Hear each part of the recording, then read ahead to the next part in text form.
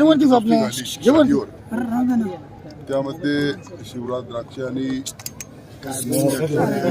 यांच्यामध्ये कुस्ती झाली आणि पंचांनी जो निर्णय दिला होता आणि पंच हे इंटरनॅशनल पंच राहते, बाहेर देशात बी पंचाचं काम करून ते आले आहे.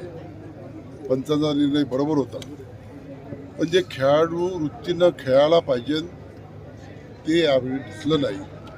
त्यांनी पंचाला लाथ मारणं, शिवीगाळ करणं हे काही एका खेळाडूला शोभण्याजोगतं नाही आहे.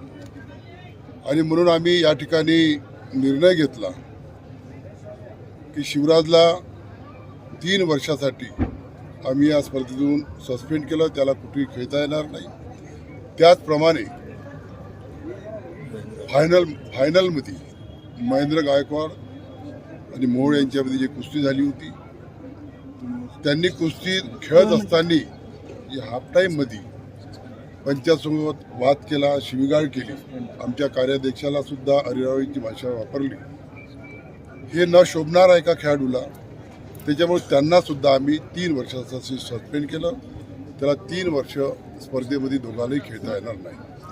हे मारहाण प्रकरणी गुन्हा दाखल करायची देखील मागणी होत होती, तर काय बैठकीत नेमकी चर्चा झाली? आता आम्ही एक 5-6 लोकांची कमिटी जी आहे आमचीवाली आहे, ती कमिटी आम्ही बसणार आहे आणि त्यानंतर निर्णय घेणार आहे.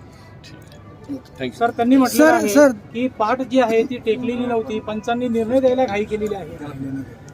पंच हे इंटरनॅशनल पंच आहे आणि कोणत्याही स्पर्धेमध्ये कुस्ती असो, कोणतीही स्पर्धा असो, आखरी पंच हा निर्णय, पंच काही कुणाचा राहत नाही, पंच हा परमेश्वर राहते.